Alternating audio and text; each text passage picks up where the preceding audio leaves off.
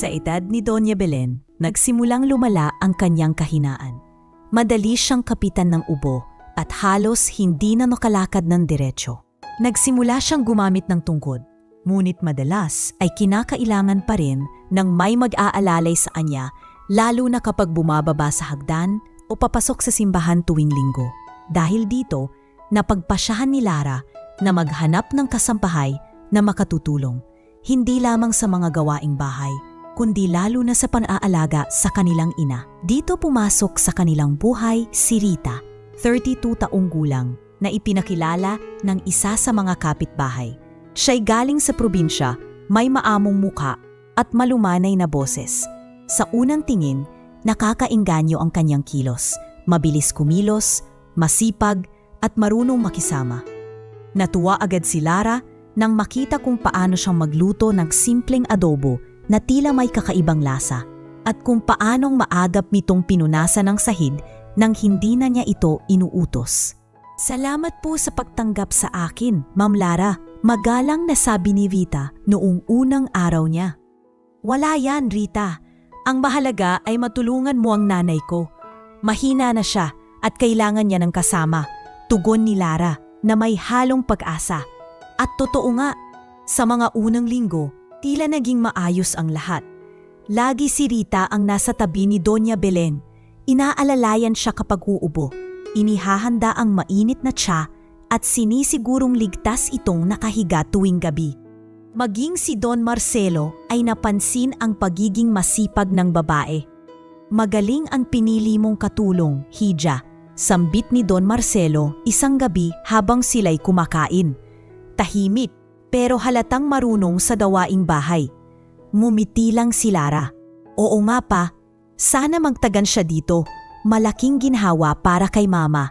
Ngunit may mga pagkakataong hindi napapansin ng pamilya ang maliliit na bagay. Sa tuwing nakatalikod sila, nahuhuli ng ilang kapitbahay na tilang malamig ang tingin ni Rita kay Doña Belen. Para bang may itinatagong inis na hindi nito maipakita kapag kaharap ang pamilya. Minsan, habang nakaupo si Doña Belen sa beranda, napansin ng matanda ang mabilis na pagkibot ng labi ni Rita na tilang nanliliit sa kanya. Ngunit pinili ni Doña Belen na manahimik. Ayaw niyang magsimula ng gulo, lalo pat ayaw niyang madamay ang anak sa mga maliliit na bagay. Habang tumatagal, mas nakikita ang pagdepende ni Doña Belen kay Rita.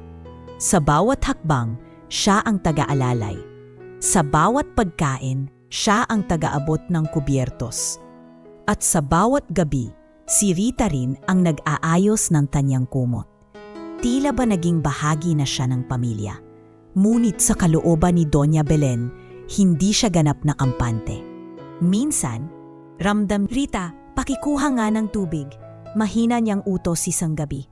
Tumigil si Rita saglit, tapos tumingin ng matalim bago ngumiti. "Opo, Donya, sandali lang." Para kay Doña Belen, tila may dalawang mukha ang katulong na ito. Isa sa harap ng pamilya at isa na siya lamang ang nakakakita. Ngunit dahil sa kanyang kahinaan at sa takot na baka isipin ng anak na siya'y nagiging paranoid, pinili niyang itago ang kanyang mga pag-aalala. Samantala, abala si Lara sa kanyang negosyo. Madalas ay late na itong umuuwi, dala ng stress sa trabaho at meetings. Kaya't bihira niyang makita ang totoong takbo ng buhay sa loob ng bahay. Si Don Marcelo naman, dahil sa kanyang edad, mas abala sa pagbabasa ng dyaryo at pag-aalaga ng kanyang maliit na hardin. Para sa kanila, maayos ang lahat. At si Rita ang inaasahang balikat ng kanilang matandang ina. Ngunit ang katahimikan ng bahay Alcantara ay hindi magtatagal. Sa likod ng mga ngiti at magagandang kilos ni Rita, may unti-unting nabubuong anino na magpapayanig sa kanilang mundo. At si Doña Belen, bagaman mahina na ang katawan, ay ramdam na ramdam ang bigat ng presensyang iyon. Isang presensya na balang araw ay magbubunyag ng masakit na katotohanan. Makalipas ang ilang buwan, tila unti-unting nagbago ang ihip ng hangin sa bahay ng mga Alcantara. Ang dating masayahing kilos ni Rita ay nagsimulang mapalitan ng pagkairitable at mainit na ulo. Hindi ito lantad sa lahat ng oras, ngunit kapag sila lamang ni Doña Belen ang magkasama, lumalabas ang tunay na kulay ng babae. Madaling mapansin ni Doña Belen ang pagbabago. Sa bawat maliit na pagkakamali, kahit isang basong hindi maayos na nailagay sa mesa, ay nagiging dahilan ng pagsigaw ni Rita. "Diyos ko, Donya, ang hirap niyo pong pagsilbihan. Kahit simpleng tubig, hindi niyo makuha ng maayos." Mariing sambit ni Rita, sabay bitaw ng baso sa ibabaw ng mesa na halos mabasad. Napapikit si Doña Belen. Mahina ang boses ng sumagot. "Pasensya ka na, Hija. Hindi na kasi ako kasing bilis tulad ng dati." Ngunit sa halip na unawain, nilingon siya ni Rita ng masakit na tingin, saka mabilis na lumabas ng silid. Naiwan si Doña Belen na nakayuko, mahigpit na hawak ang kanyang rosaryo na para bang iyon na lamang ang tanging nagpapalakas ng kanyang loob. Sa mga pagkakataong nasa harap nila si Lara o si Don Marcelo, bumabalik ang pagkukunwari ni Rita bilang mabait at masipag na katulong. Nakangiti, magaan ang kilos at walang bahid ng galit.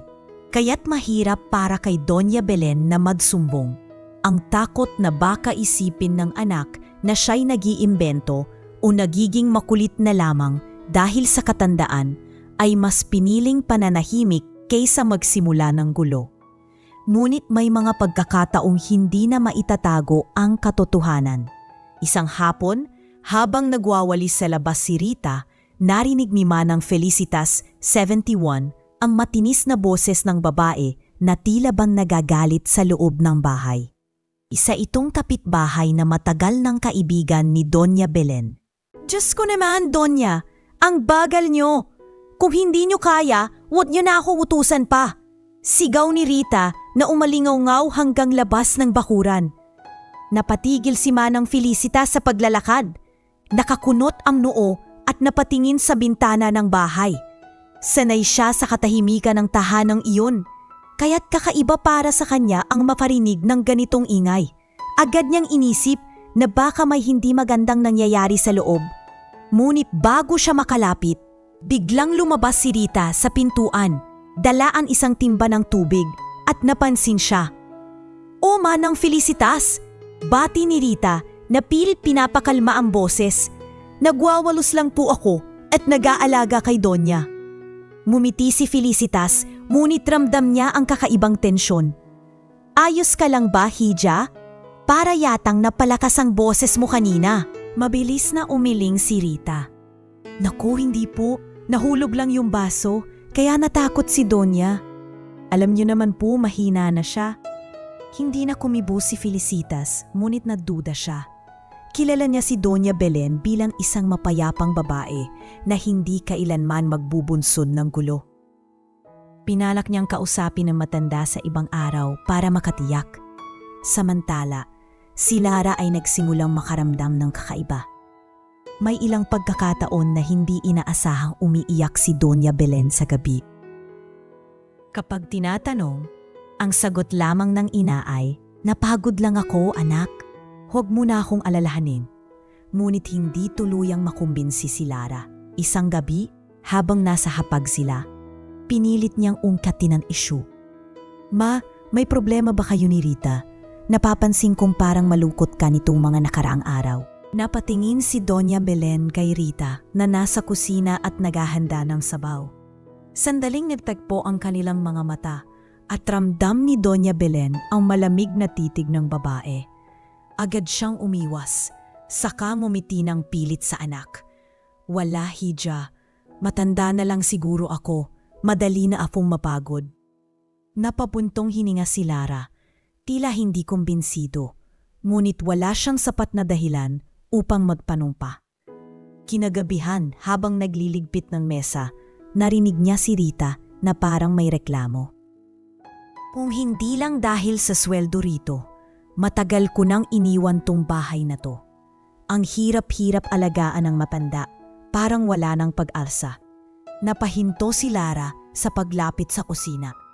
Hindi niya tuluyang nakita si Rita, ngunit malinaw niyang narinig ang mga salita. Nais niyang harapin ito, ngunit pinili niyang manahimik muna. Ang nasa isip niya, baka dalalan ng pagod at hindi dapat agad bigyan ng mali siya. Ngunit sa kanyang dibdib, nagsimulang lumitaw ang isang pangamba. Lumipas ang mga araw, lalong naging halata ang tensyon sa loob ng bahay.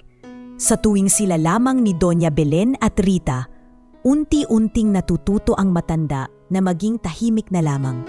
Iwasan ang pagsasalita at huwag masyadong umasa sa tulong.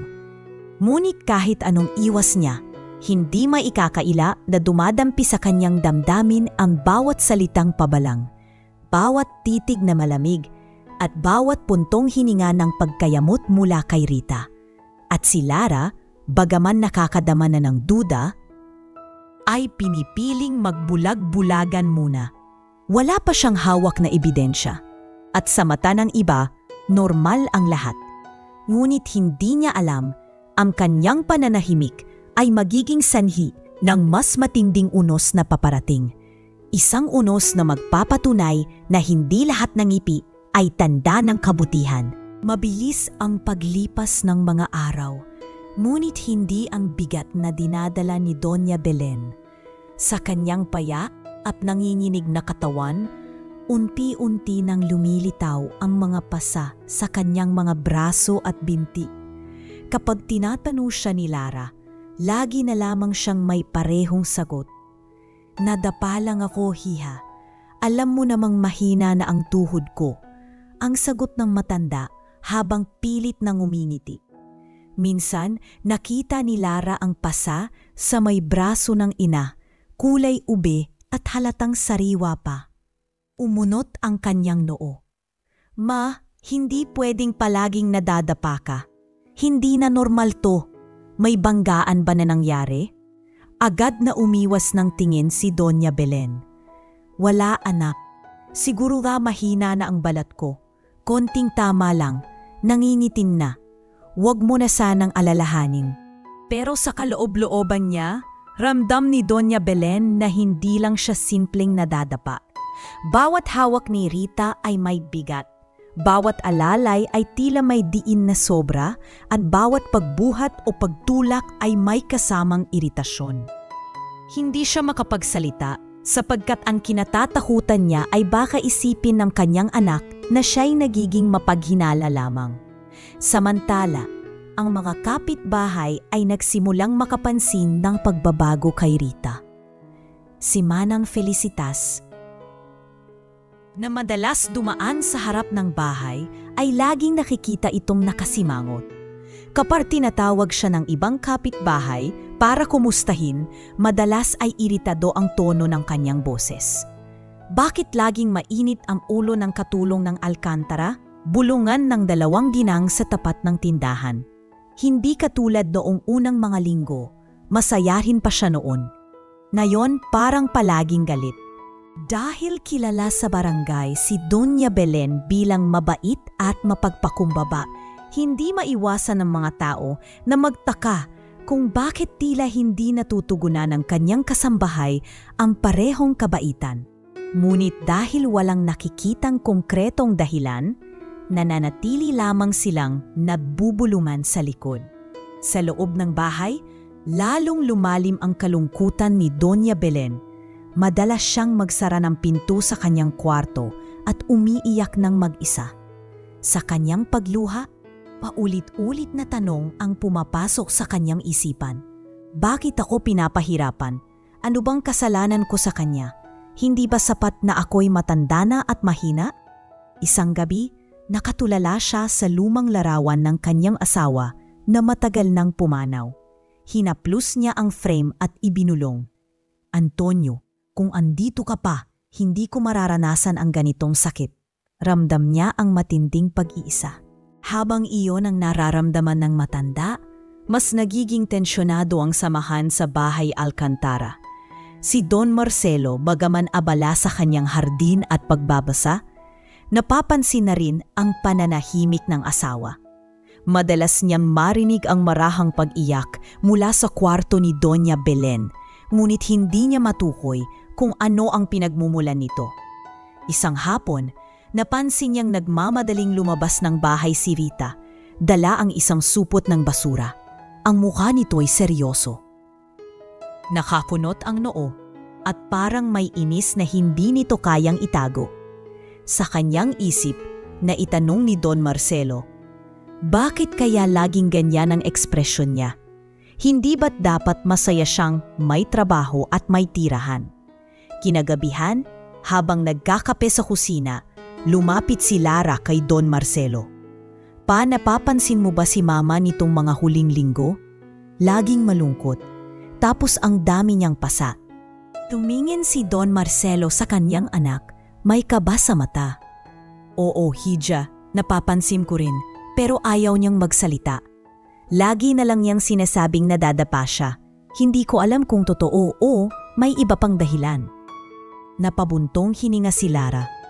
Gusto ko sanang magtanong ng diretsahan, pero parang natatakot ako na baka isipin niyang pinaghihinalaan ko si Rita. Mahirap din pa kasi wala akong konkretong ebidensya. Sa kabilang banda, hindi na rin kayang itago ni Doña Belen ang bigat ng kanyang damdamin. Ngunit sa bawat pagkakataong nais niyang magsalita, tila natatakot siyang masira ang katahimikan sa kanilang pamilya. Kaya't tinitiis niya ang lahat. Ang kanyang rosaryo lamang at ang mahabang oras ng pananalangin ang kanyang nagiging sandalan. Panginoon, bulong niya sa gitna ng kanyang pagluha. Bigyan mo ako ng lakas. Huwag mong hayaang mawalan ako ng pag-asa. Kung ito'y pagsubok, tulungan mo akong makalampas. Ngunit sa bawat araw na lumilipas, lalong bumibigat ang tensyon. Hindi na gaanong nag-uusap sina Lara at Rita, at ang mga mata ni Don Marcelo ay palaging nadmamasid, nagdududa. Sa kanilang lahat, si Doña Belen ang pinakabiktima at siya ring piniling manahimik. Sa labas ng kanilang bahay, patuloy ang mga bulungan. Parang may kakaiba sa loob ng bahay ng Alcantara. Laging seryoso yung katulong nila. Baka naman may hindi magandang nangyayari doon. Ngunit sa kabila ng lahat ng pagdududa at bulong-bulungan, nanatiling sarado ang pinto ng kanilang tahanan. Itinatago ang lumalalang bagyong unti-unti nang sumisira sa katahimikan ng pamilya. At sa bawat gabing dumaraan, lalong nararamdaman ni Doña Belen na ang kanyang tinig ay nagiging mas mahina at ang kanyang luha ay mas tumatagal bago matuyo. Hindi niya alam kung hanggang kailan siya makakatagal sa pananahimik. Ngunit isang bagay ang tiyak. Ang mga sugat na nakikita sa kanyang balat ay walang kasing sakit kumpara sa sugat na unti-unting bumabaon sa kanyang puso. Maagang maaga noong araw na iyon, naglilinis si Ramon, ang 45 taong gulang na driver ng pamilya, sa garahe. Sanay na siya sa mga tunog ng bahay, ang pag-alulong ng aso, ang lagaslas ng tubig mula sa hardin, at ang mga yapak ni Doña Belen na mabagal at mahina.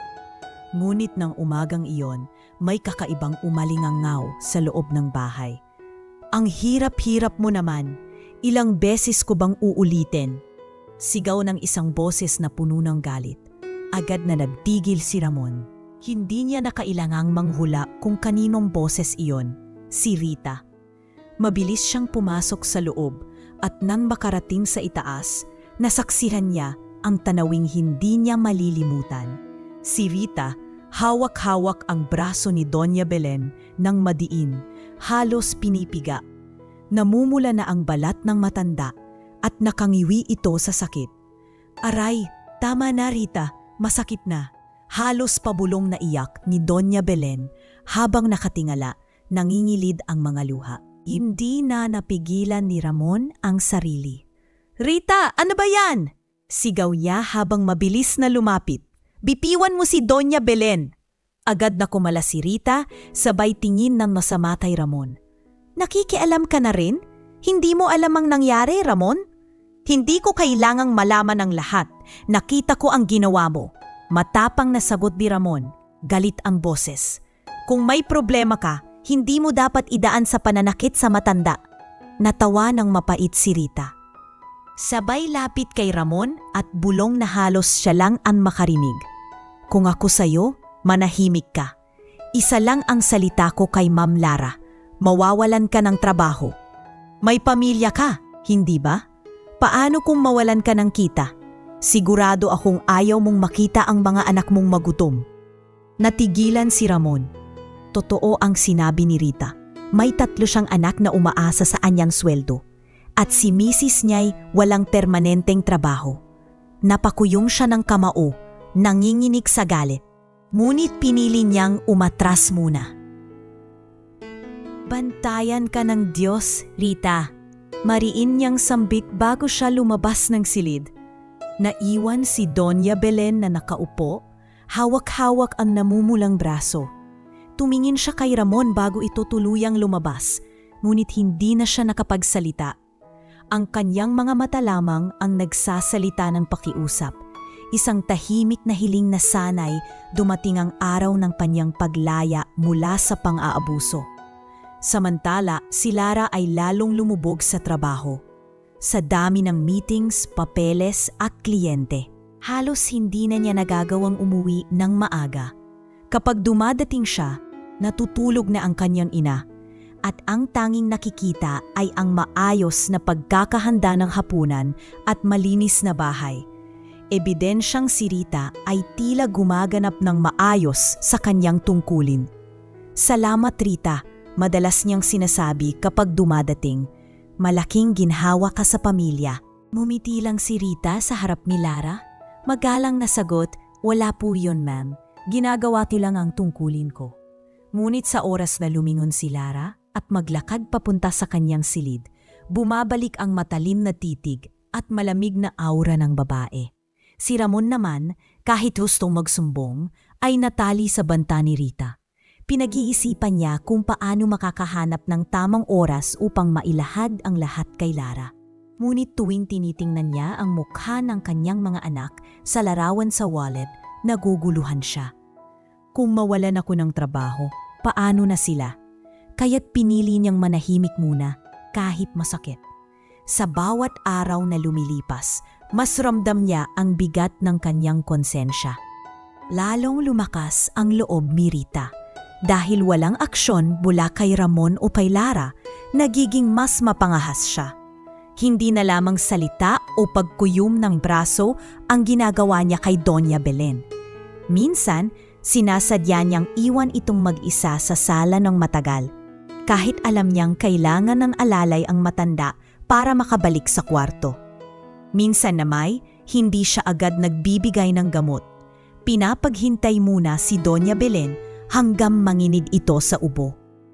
Isang gabi, habang nag-iisa sa kanyang kwarto, hindi na napigilan ni Doña Belen ang mapahagulhol. Wala siyang ibang mapagsumbungan kundi ang Diyos. Panginoon, bulong niya. Hanggang kailan ko ba ito titiisin?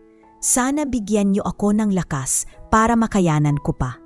Ngunit sa halip na kuminhawa, lalong dumilim ang mga araw. Ang bawat galaw ni Rita ay parang aninong nakabantay, tila walang makakatakas sa kanyang matinding galit. Pat ang katahimikan ni Lara at takot ni Ramon ay nagbigay pa ng mas malaking puwang para maghari si Rita sa loob ng tahanan. Habang lumalalim ang gabi, ang bahay Alcantara ay unti-unting nawalan ng dating katahimikan. Ang bawat pader ay naaririnig ng pag-iyak. Ang bawat sulok ay saksi sa pighati. At ang bawat tao sa loob ay nadadala ng bigat na sitwasyon. At sa gitna ng lahat ng ito, si Rita, na dapat sana'y tagapangalaga, ang siyang naging pinagmumulan ng takot at sakit. Isang hapon, hindi inaasahan ni Rita na mas maagang makakauwi si Lara. Dapat ay nasa opisina pa ito hanggang gabi dahil may mga meeting at papeles na kailangan asikasuhin. Ngunit biglang nakansela ang isa sa mga appointment, kaya't nagpasya si Lara na mag-early out. Sa isip niya, matutuwa si Mama na makita siya ng mas maaga kaysa karaniwan. Pagbukas niya ng gate, napansin niya agad ang katahimikan ng bahay. walang ingay mula sa radyo na madalas pinapatugtog ni Rita tuwing naglilinis. Walang tunog ng taluskos ng mga plato mula sa kusina. Nagtaka si Lara. Tahimik na tahimik. Ngunit habang papalapit siya sa sala, isang malakas na tinig ang umalingaw-ngaw. Ang hina-hina mo na, Donya. Para ka nang walang silbi, kung hindi lang dahil sa trabaho ko dito. Matagal ka nang nagutom. Kasunod noon ay narinig niya ang mahina ngunit basag na tinig ng kanyang ina, puno ng pakiusap. Rita, "Wag naman ganyan. Maawa ka." At doon, narinig niya rin ang pag-iyak ni Doña Belen. Isang iyak na hindi niya madalas marinig kahit noong bata pa siya. Isang iyak na puno ng sakit, hindi lamang pisikal kundi emosyonal. Mabilis na kumabog ang dibdib ni Lara. Hindi siya nag-aksaya ng oras at marahas na binuksan ang pinto ng sala. Ang sumalubong sa kanya ay isang eksenang hindi niya aakalain.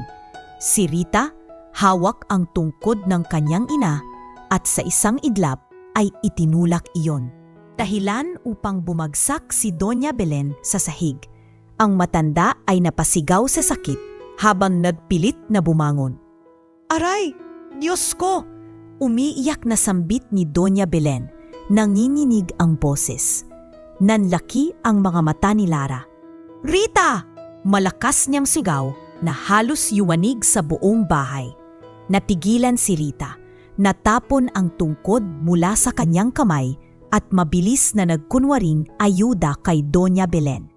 "Ma'am Lara, hindi niyo naiintindihan." Ngunit hindi na mapapaniwala ni Rita ang kanyang amo. Kitang-kita mismo ng kanyang mga mata ang ginawang pagtulak. Kitang-kita ang luha at sakit sa mukha ng kanyang ina. Lumapit si Lara, inakay si Doña Belen at inalalayan papaupo sa sofa. Nanginginig ang kanyang mga kamay, ngunit matatag ang kanyang tinig. "Ma, ayos ka lang ba? May masakit ba sa'yo? Huwag kang mag-alala, nandito na ako." Humahagulhol si Doña Belen, nakayakap sa anak. "Anak, hindi po na kinaya. Matagal na niya akong ganito." Para bang bumagsak ang mundo ni Lara.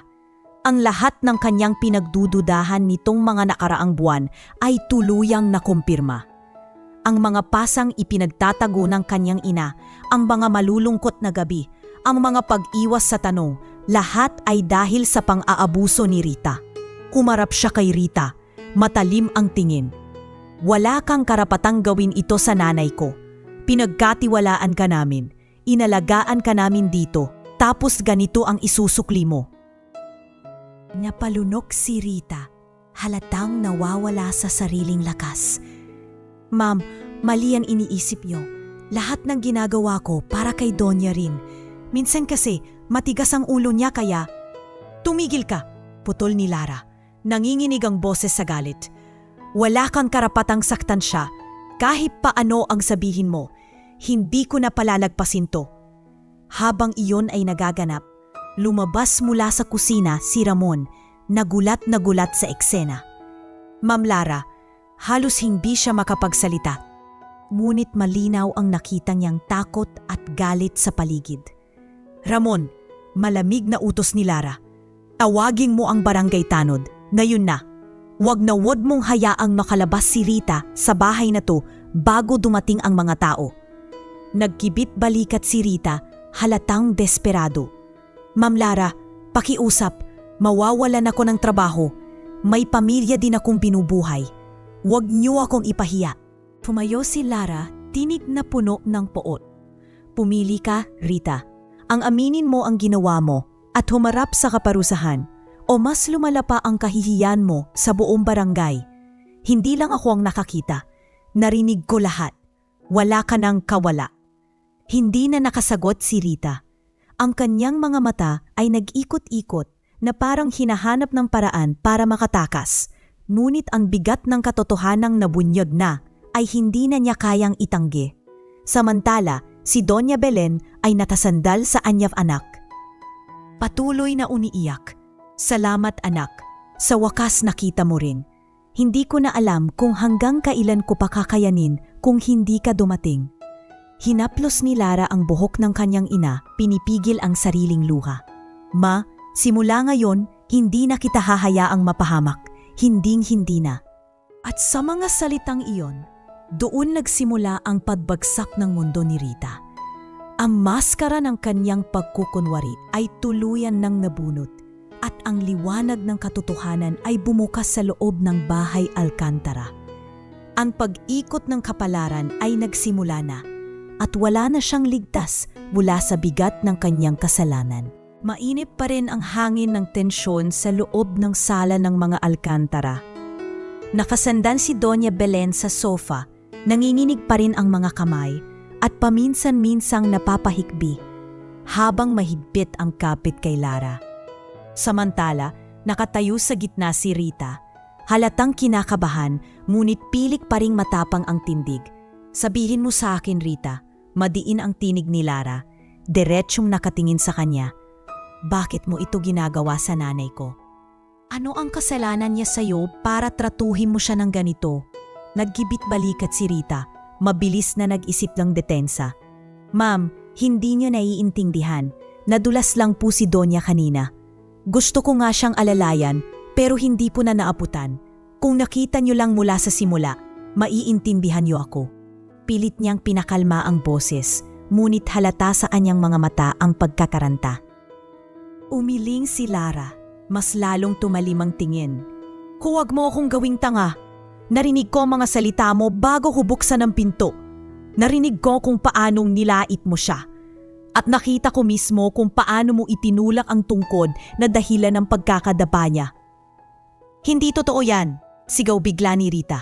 Halos mabasag ang boses. Ako pa nga ang laging napapagod dito. Ako ang nag-aalaga. Ako ang walang tigil na nagbabantay. Pero anong kapalit?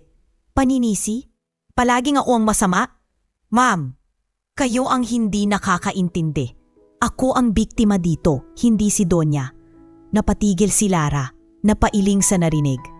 Ikaw ang biktima? Sa ginawa mong yan, may mukha ka pang magsalita ng ganyan? Dito na hindi nakatiis si Ramon.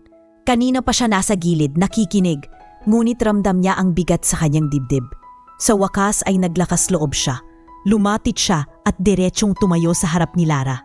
Ma'am, patawarin niyo po ako sa pananahimik ko nitong mga buwan.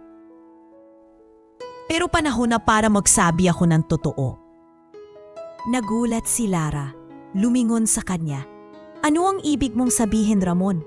Huminga ng malalim si Ramon bago nagsalita. Hindi ito unang beses na ginawa ni Rita ang ganitong bagay. Ilang beses ko na pong nahuli siya. Hawak-hawak at pinipiga ang braso ni Donya. Isang umaga nga, nasaksihan ko mismo kung paano niya pinagsigawan si Donya habang nanginginig ito. Pinagbantaan pa niya ako na mawawalan ng trabaho kapag nagsumbong. Nabigla si Lara. Nanlaki ang mga mata. Bakit hindi mo agad sinabi sa akin? Lumuhod ng kaunti si Ramon. Para bang nahihiya. Ma'am, natakot po ako. May pamilya akong pinapaaral. Pero ngayon, nakikita ko na hindi ko dapat pinili ang katahimikan. Hindi ko na kayang manahimik habang patuloy na nasasaktan si Donya. Hindi na nakasagot si Lara. Ang kanyang dibdib ay halo-halong emosyon, galit, awa at panghihinayang na hindi niya agad pinansin ang mga senyales. Ngunit hindi pa natatapos ang lahat. Sa mismong sandaling iyon, pumasok sa bakuran si Manang Felicitas, dala ang isang basket ng prutas na sana'y ihahatid kay Doña Belen. Narinig niya ang huling bahagi ng usapan, kaya't agad siyang naglakad papasok. Ano bang kaguluhan ito? Tanong ni Felicitas, ngunit hindi na niya kinailangang maghintay ng sagot. Sa mga luha ni Doña Belen at sa matalim na tingin ni Lara kay Rita, alam na niya ang lahat. Manang, sambit ni Lara, buti na lang nandito ka. Kailangan ko ng saksi. Narinig mo ba na minsan may kakaibang sigaw si Rita laban kay Mama? Tumango si Felicitas, mariin ang tinig. Oo iha, ilang ulit. Minsan nga'y narinig ko siyang sumisigaw ng ang bagal-bagal mo na, habang iyak ng iyak si Donya. Hindi ko alam kung paano ko sasabihin sa inyo noon kasi baka isipin niyong nakikialam ako. Pero ngayon nakikita ko na tama pala ang hinala ko. Napatining si Rita kay Felicitas, namutla at mabilis na sumabat. Nagsisinungaling siya. Wala siyang alam sa totoong nangyari. Ngunit umiling si Lara. Halos nanginginig na ang tinig. Tama na Rita. Hindi na ito tungkol sa depensa mo. Hindi lang ako ang nakakita. Hindi lang ako ang nakarinig. Mayroon ang saksi. Si Ramon, si Manang Felicitas. At higit sa lahat, hindi mo na matatakpan ang mga sugat at luha ng mama ko. Natahimik ang buong sala. Si Doña Belen, bagaman mahina, pilit na nagsalita, nanginginig ang boses. Lara, tama na. Ayoko ng gulo. Gusto ko lang ng kapayapaan. Hinawakan ni Lara ang kamay ng kanyang ina. Ma, kailangan nating gawin ito. Kung palalampasin natin, baka may mas masama pang mangyari. Si Rita ay nakatayo pa rin sa gitna. Ang dating tikas ay napalitan ng takot. Hindi na siya makatingin ng diretso kay Lara. Ramdam niyang unti-unti nang gumuho ang pader ng kanyang kasinungalingan. Ang lahat ng pinaghirapan niyang itago ay isa-isa nang lumalabas sa liwanag. At sa harap ng lahat ng iyon, wala na siyang kawala. Ang bawat mata sa loob ng sala, kay Lara na puno ng puot, kay Ramon na puno ng pagsisisi, kay Manang Felicitas na puno ng kumpirmasyon, at higit sa lahat, kay Doña Belen na puno ng sakit, ay nagsisilbing hatol na hindi na niya matatakasan. Halos manginig ang buong katawan ni Lara habang nakatitig kay Rita. Ang kanyang galit ay hindi na mapigilan, lalo na't malinaw na ang lahat. Hindi na iyon haka-haka lamang, kundi katotohanang nahuli mismo sa akto. Ang kanyang ina na pinakaiingatan niya ay nilapastangan sa loob mismo ng kanilang tahanan. Lumayas ka rito, Rita. Matindi at madiin ang boses ni Lara, parang kidlat na kumalabog sa loob ng sala. Wala ka ng puwang sa bahay na ito at huwag mong akalaing matatapos dito ang ginawa mo. Dadalhin kita sa barangay at sisiguraduhin kong mananagot ka sa batas. Nabigla si Rita, nanlaki ang mata at halos pasimpleng lumuhod. Ma'am Lara, maawa naman po kayo. Huwag niyo na pong palakihin ito. Sige na, aalis na lang ako. Hindi na ako babalik. Patawarin niyo na lang ako. Ngunit umiling si Lara, matalim ang titig at mariing sinabi, hindi sapat ang pag-alis. Hindi lang ito tungkol sa amin. Kung hinayahan ka naming umalis na parang walang nangyari, baka sa susunod may ibang matandang babae na naman ang magdusa sa kamay mo. Hindi ako papayag na ikaw ay basta na lamang makaligtas. Sa tabi nila, hawak-hawak ni Doña Belen ang rosaryo. Naninig ang kanyang boses nang magsalita. Lara, tama ka. Matagal ko nang tinitiis, pero ngayong nasaksihan mo na. Ayokong may iba pang tulad ko ang makaranas ng ganito. Huwag mo siyang hayaan. Nakatitig si Lara sa kanyang ina at doon tuluyang nagpasya. Ramon, ihatid mo siya sa barangay. Ako mismo ang sasama. At kung kakailanganin, ipapakita natin ang lahat ng ebidensya. Hindi na nakapagsalita pa si Rita. Pinilit siyang patayuin ni Ramon. At bagamat nagpupumiglas ito, halatang nawala na ang lahat ng lakas at yabang na dati niyang ipinapakita. Ang mga mata nito'y nangingilid ang luha, hindi dahil sa pagsisisi, kundi dahil alam niyang tuluyan ng guguho ang kanyang kinabukasan. Pagdating nila sa barangay hall, sinalubong sila ni Kapitan Arnel, isang seryosong lalaki na kilala sa kanilang lugar bilang patas at matapang. Anong nangyayari dito, Ma'am Lara? Tanong niya, nagtataka sa tensyong daladala nila. Diretsong sumagot si Lara, walang alinlangan. Kapitan, nahuli ko mismo ang katulong namin na sinasaktan ang nanay ko. Matagal na niya itong ginagawa at ngayon, kailangan niyang panagutan ang lahat.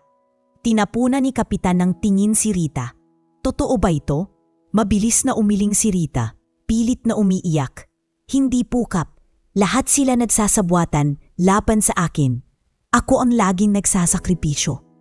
Ako ang laging inaapi. Huwag po kayong maniwala sa kanila.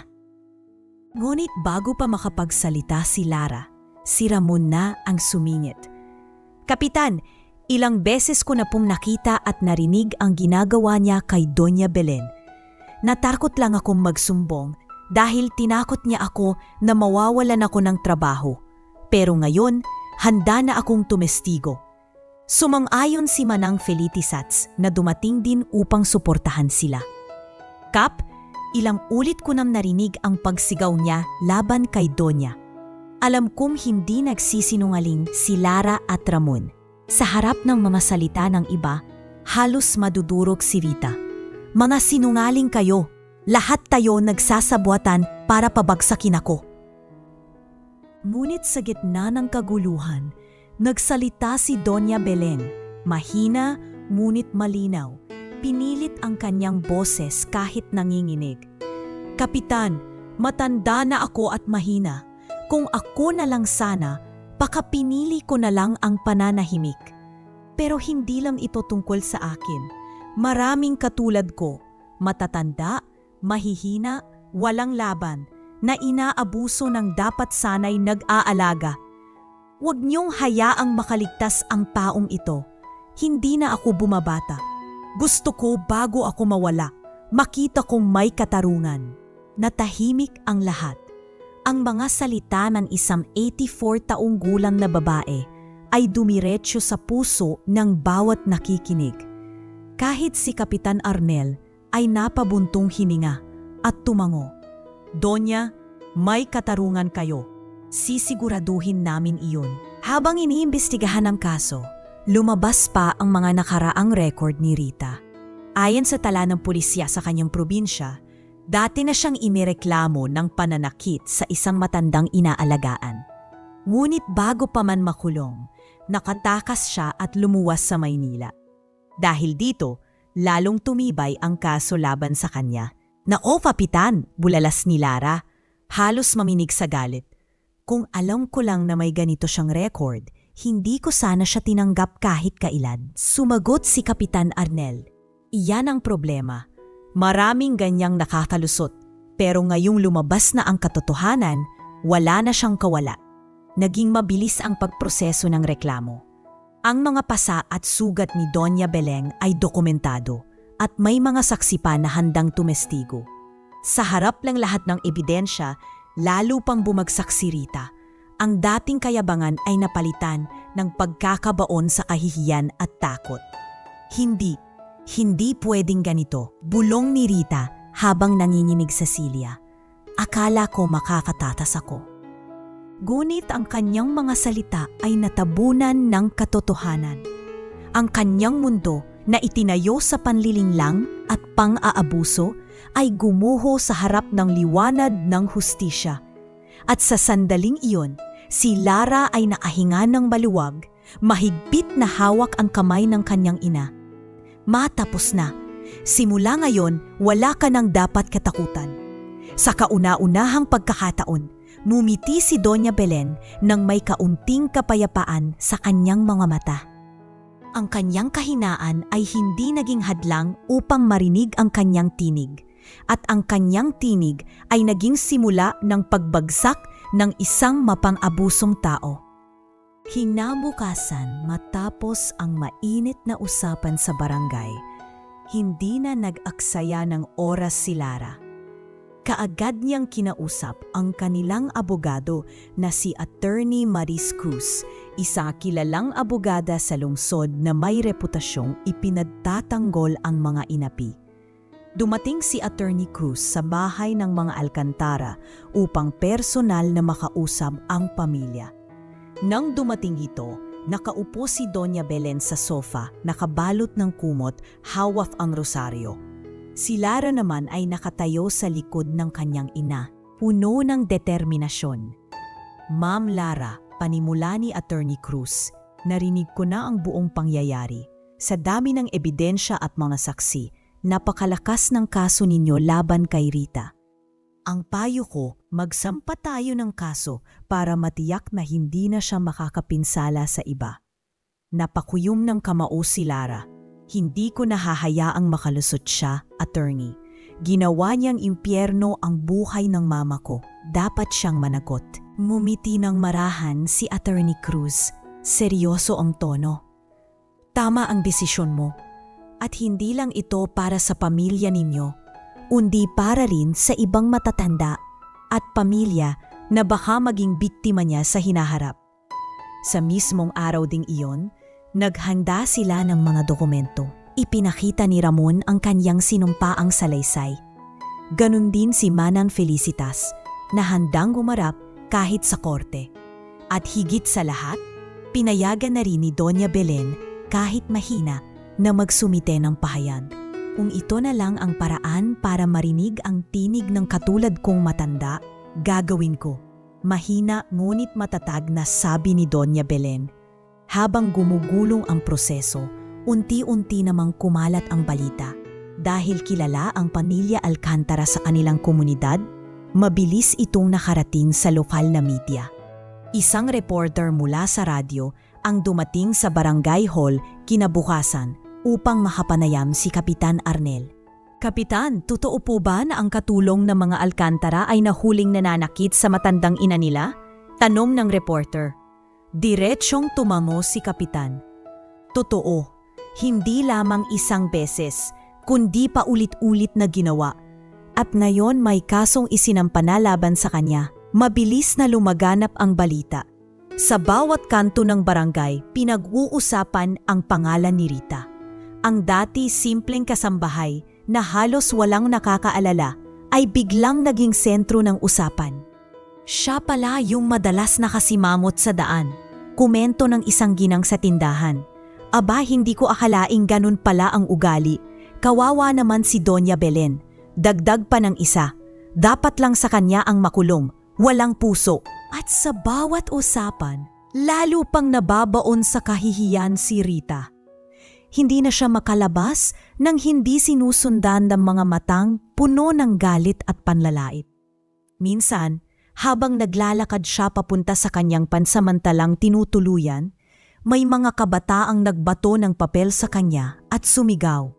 Abusada, wala kang puso. Napaluhod siya sa gilid ng kalsada, halos mabaliw sa bigat ng kahihiyan. Ang dating yabang na meron siya ay tuluyan ng naglaho. Isang gabi, sinubukan niyang maghanap ng bagong amo.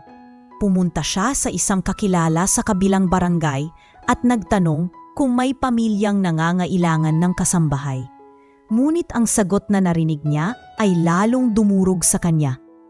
Rita, patawad, pero hindi na kita matatanggap. Alam na ng lahat ang ginawa mo. Ayaw ng sinuman na may ganyang record. Baka mapahamak pa ang mga magulang namin kung ikaw ang kukunin. Halos mapaiyak siya sa sagot. Paano na ako? Saan ako pupunta? Bulong niya, nanginginig ang boses. Ngunit wala na siyang nakahuhang simpatiya. Ang balita ay kumalat na parang apoy. At kahit saan siya magpunta, dala-dala niya ay markang iniwan ng kanyang kasalanan. Samantala, sa bahay ng mga Alcantara, nagsimula ng makaramdam ng ginhawa si Doña Belen. Bagaman mahina pa rin, unti-unti siyang bumabalik sa kanyang payapang disposisyon. Mas madalas na siyang nakikitang nakangiti habang nagdarasal. Salamat anak, sabi niya kay Lara isang gabi habang nakaupo sila sa beranda. Kung hindi ka dumating nung araw na yon, baka hindi ko na alam kung hanggang kailan ako tatagal. Ngayon, may pag-asa na. Mahigpit na hinawakan ni Lara ang kamay ng kanyang ina. Ma, ipaglalaban kita hanggang dulo at ipaglalaban nating lahat ng katulad mo. At sa gabing iyon, habang payapang dumadaloy ang hangin sa paligid ng bahay, may isang katahimikang muling bumabalot sa tahanan ng Alcantara. Ngunit sa kabilang banda, sa buhay ni Rita, nagsisimula ng bumagsak ang lahat ng kanyang pinanghahawakan. Hindi na siya mapabalik sa dati.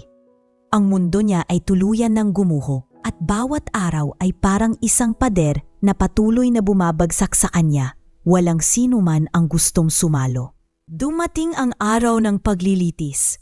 Maaga pa lang ay puno na ng tao ang bulwagan ng korte. Mga kapitbahay, mga kaanak, pati na mga taong wala namang kinalaman pero nais masaksihan ang pagdinig dahil sa dami ng kumalat na balita tungkol sa kaso ng pamilyang Alcantara at ng kanilang katulong. Tahimik ngunit mabigat ang bawat hakbang sa pasilyo. Nasa harap si Doña Belen, nakaupo sa wheelchair, dala ng kanyang panghihina. Katabi niya si Lara na hindi kumakalas sa pagkakahawak sa kamay ng ina. Si Don Marcelo ay naroroon din, seryoso ang mukha, habang si Ramon at Manang Felicitas ay nakapwesto sa likod, handang magsalita sa tamang oras. Sa kabilang panig, nakaupo si Rita, maputla ang mukha, magulo ang buhok at halatang ilang gabi nang walang maayos na tulog. Katabi niya ang kanyang abogado, ngunit tila wala na siyang lakas ng loob. Nang magsimula ang paglilitis, tumindig ang hukom at pinasimulan ang paglalahad ng kaso. Ang korte ay narito upang binggin ang reklamo laban kay Rita Sancho, kinasuhan ng pananakit at pagmamaltrato sa matandang si Doña Belen Alcantara. Pakinggan natin ang panig ng mga testigo at ng mga sangkot. Unang tinawag si Doña Belen. Mabagal siyang itinulak na isang clerk sa gitna ng silid. Ang kanyang mga kamay ay nanginginig habang hawak pa rin ang rosaryo. Tumayo si Lara sa gilid upang suportahan siya. Doña Belen, wika ng hukom, maari niyo bang isalaysay sa harap ng korte ang inyong naranasan? Umagos ang luha sa pisngi ng matanda bago pa man siya makapagsalita. Mahal na hukom, mahinang tinig ngunit malinaw. Hindi ko po akalaing mararanasan ko ito sa huling yugto ng aking buhay. Ang akala ko ang kinuha ng anak ko ay mag-aalaga, magbibigay ng ginhawa. Ngunit ang naranasan ko, puro sakit at panlalait. Napatigil siya sandali, huminga ng malalim at nagpatuloy. Ilang beses po niya akong pinagsigawan, tinulak, piniga ang aking mga braso. Ang mga pasako, tinakpan ko ng mahahabang damit para hindi makita ng anak ko. Natakot akong baka isipin niyang ako'y nagiging pabigat. Kaya nanahimik ako. Pero sa bawat araw, mas lalo akong nawala ng respeto sa sarili ko. Para bang hindi na ako tao sa harap niya. Nag-iyak ang ilan nakikinig sa korte. Ang hukom ay nagbigay ng oras upang makapagpahinga ang matanda bago bumalik sa kanyang upuan. Sunod na tinawag si Ramon. Tumayo siya ng tuwid. Ngunit halata ang kabang bumabalot sa kanya. Mahal na hukom, panimula niya. Ako po ang driver ng pamilya. Ilang beses ko na pong nasaksihan ang pang-aabuso ni Rita kay Doña Belen. May isang umaga pa nga, nakita kong pinipiga niya ang braso ng matanda habang umiiyak ito. Nan akma akong magsumbong, tinakot niya ako. Sinabi niyang mawawalan ako ng trabaho at magugutom ang pamilya ko kung magsasalita ako. Kaya po ako nanahimik. Pero ngayon, nagsisisi ako. Hindi ko dapat hinayaan na tumagal pa. Humanga ang mga tao sa katapatan ni Ramon. Naroon ang bigat ng kanyang pag-amin. Ngunit higit sa lahat, ang tapang na nagsalita na siya ngayon. Kasunod, si Manang Felicitas ang lumapit upang magbigay ng kanyang salaysay. Mahal na hukom, kapitbahay lang po ako. Ngunit ilang beses ko nang narinig ang sigaw ni Rita laban kay Donya. May mga araw narinig ko ang panglalait niya at minsan nga'y parang may iyak na kasabay. Hindi ko po maipaliwanag ang bigat na naramdaman ko tuwing nadadaan ako. At ngayon, heto po ako, handang magpatunay na totoo ang sinasabi ni Doña Belen at ni Ramon. Sa lahat ng ito, si Rita ay halos hindi makatingin sa mga tao. Nanginginig ang labi niya at nang siya'y bigyan ng pagkakataong magsalita ng kanyang abogado, halos pasigaw niyan itinanggi ang lahat. Hindi totoo ang lahat ng ito. Sila ang nagsasabwatan laban sa akin. Ako ang nagpakapagod. Ako ang nag-alaga sa kabila ng kahirapan. Ang totoong biktima dito. Sila ang gumawa ng kwento para sirain ako. Halos lumuluhan niyang pahayag. Ngunit hindi na naniwala ang hukom, lalo pat malinaw ang ebidensya. Mga larawan ng pasa ni Doña Belen, salaysay ng mga saksi at mismong pagkakahuli sa kanya sa akto. Rita Sancho, mariin na sabi ng hukom matapos ang ilang oras na paglilitis. Ang mga testimonya at ebidensya laban sa iyo ay malinaw at matibay. Hindi mo maitatanggi ang paulit-ulit na pagmamaltrato mo sa isang mahina at matandang babae na dapat sana'y inaalagaan mo. Ang hatol ng korte, ikaw ay makukulong ng 6 na taon at obligado ring magbayad ng danyos moral at exemplary damages sa pamilya Alcantara. Natigilan si Rita, bumagsak ang kanyang katawan sa silya at napahagulhol. Hindi totoo to. Hindi ko kaya. Ngunit wala nang nakinig. Ang hatol ay hatol at ang lahat ng saksi ay nakaramdam ng ginhawa na sa wakas nagtagumpay ang katarungan. Sa gilid, mahigpit na niyakap ni Lara ang kanyang ina. Ma, tapos na. Hindi ka na muling masasaktan. Ngumiti si Doña Belen sa kabila ng luha. Salamat anak. Ngayon makakayanan ko nang umuwi sa bahay na may kapayapaan. At sa mga salitang iyon, nagwakas ang mahabang araw ng paglilitis. Isang araw na nagpatunay na gaano man kahina ang tinig ng matanda, kapag ang katotohanan ay lumabas, walang makakapigil sa hustisya. Makalipas ang ilang linggo mula nang imaba ang hatol sa korte, unti-unti nang bumalik ang katahimikan sa bahay ng mga Alcantara. Sa wakas, muling nakahinga ng maluwag si Doña Belen. Hindi man agad nawala ang takot at lungkot na kanyang pinagdaanan, kapansing-pansin ang unti-unting pagbabalik ng kanyang ngiti. Madalas na siya makitang nakaupo sa beranda tuwing hapon. Nakatanaw sa mga halaman at ibon, hawak ang kanyang rosaryo. Na yon ay may halong kapayapaan at pag-asa. Isang gabi, habang magkatabi sila ni Lara sa sala, biglang nagsalita si Doña Belen. Anak, mahinang tinig niya. Kung hindi ka dumating noong araw na iyon, baka tuluyan na akong sumuko. Hindi ko alam kung paano ako magpapasalamat sa iyo. Mahigpit na hinawakan ni Lara ang kamay ng ina. Ma, huwag mo nang isipin ang nakaraan. Ang mahalaga ngayon, ligtas ka na. At ipinangako ko sa sarili ko na hinding-hindi na kita pababayaan. Kung may napagtanto ako sa lahat ng ito, iyon ay hindi dapat baliwalain ang maliliit na senyales. Dati akala ko baka nagkakaon lang ang mga pasamo. Pero mali pala ako. Simula ngayon, mas makikinig ako. Napangiti si Doña Belen, may luhang dumaloy sa kanyang mata. Hindi na dahil sa sakit, kundi sa saya at ginhawa.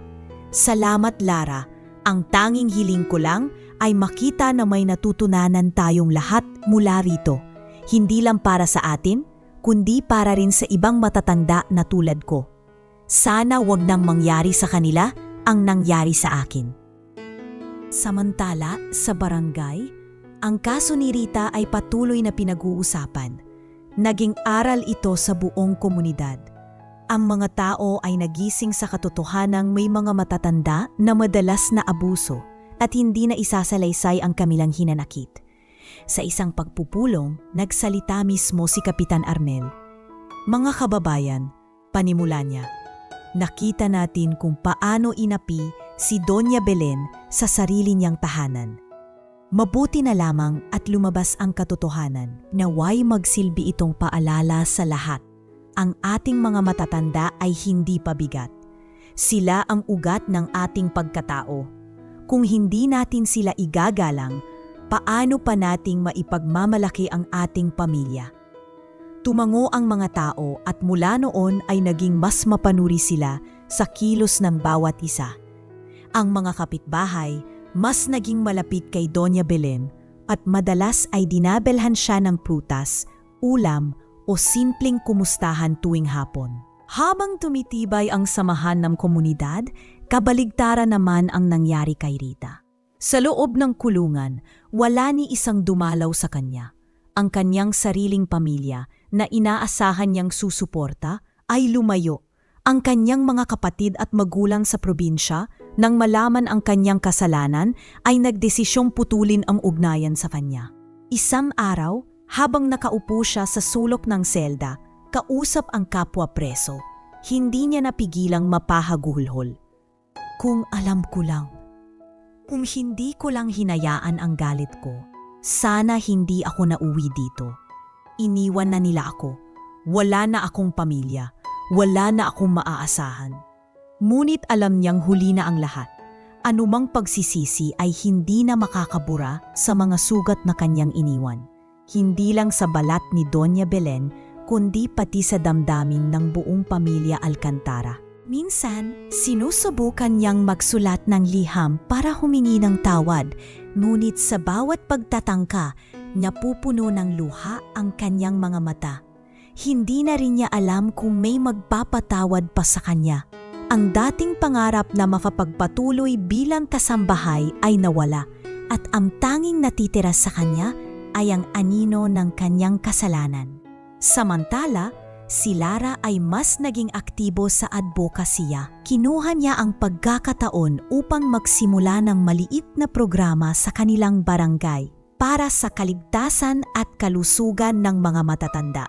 Tinawag niya itong Alagat Ginhawa, na layuning bigyan ng suporta ang mga senior citizen, siguraduhin ang kanilang kaligtasan at turuan ang mga pamilya kung paano alagaan ang matatanda ng may pagmamahal at respeto. Isang araw, kinausap siya ng isa sa mga kapitbahay. "Ma'am Lara, saludo kami sa inyo.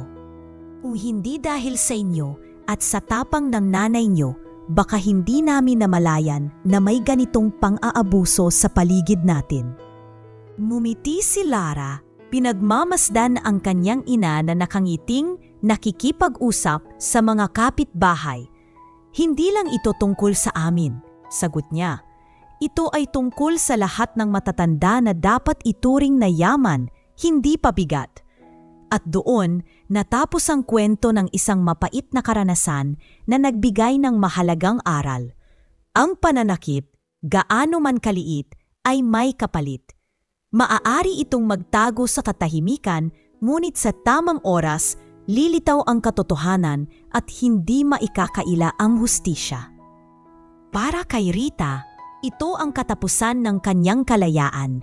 Para kay Doña Belen, ito ang simula ng muling kapanatagan.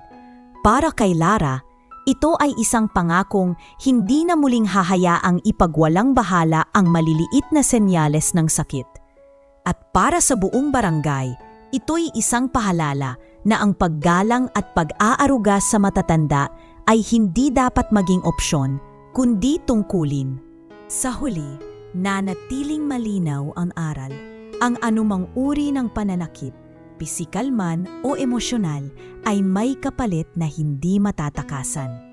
At kapag dumating ang hustisya, kahit gaano pa ito katagal, sisiguraduhin nito ang boses ng mga mahihina ay maririnig at ang kanilang dignidad ay maibabalik. Sa isang malaking bahaw sa bayan ng San Isidro, tahimik ang paligid habang unti-unti nang bumababa ang araw. Ang bahay na ito ay pagmamay-ari ng pamilyang Alcantara, isang kilalang angkan sa kanilang komunidad. Doon naninirahan si Don Marcelo, 65 taong gulang, na minsan nagtagumpay sa larangan ng negosyo, ngunit ngayon ay nakapokus na lamang sa kanyang pagreretiro. Kasama niya ang kanyang anak na si Lara, 38, na masinop at abala sa pagpapatakbo ng kanilang maliit na kumpanya ng real estate. Ngunit higit sa lahat, ang pinakapusod ng kanilang tahanan ay si Doña Belen, ang 84 taong gulang na ina ni Don Marcelo, isang babaeng kilala sa kanilang lugar bilang relihiyosa, mapagkalina at palaging may dalang rosaryo saan man magpunta.